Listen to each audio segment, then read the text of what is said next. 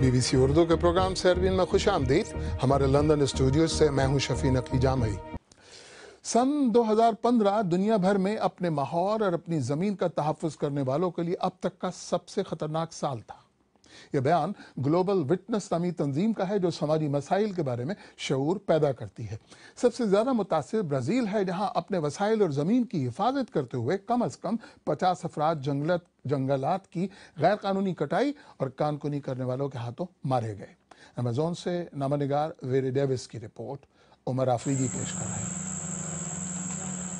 Brazil میں بہت سے مختلف قدیم قبائل آباد ہیں، مگر ان میں ایک قدر مشترک شاید وہ بے تحاشا دباؤ ہے جو ان کی زمینوں اور قدرتی وسائل کو درپیش ہے. مشرقی امیزن میں آباد کاپور قبیلے کے ارکان 2000 سے بھی کم ہیں. جنگل ہی ان کا گھر اور ہانڈی چولہا ہے.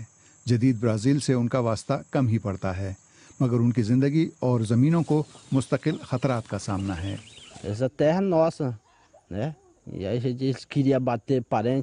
یہ ہماری زمین ہے اور ہم اس کا دفاع کریں گے. مکھیا عزمار کپور نے گاؤں کی پنچایت میں نئے خطرات پر بات کرتے ہوئے کہا. سن 2008 سے اب تک 6 کاپور سردار لکڑی کے غیر قانونی تاجروں اور کانکنوں کے ہاتھوں مارے جا چکے ہیں.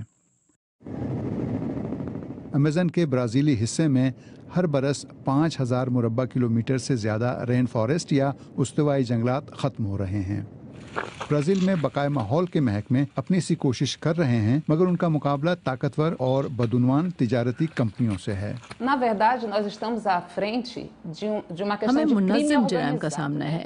ان کے پیچھے پیسے والوں کا ہاتھ ہے. وہ غریبوں کو اپنے مکروہ دھندے کے لیے استعمال کرتے ہیں.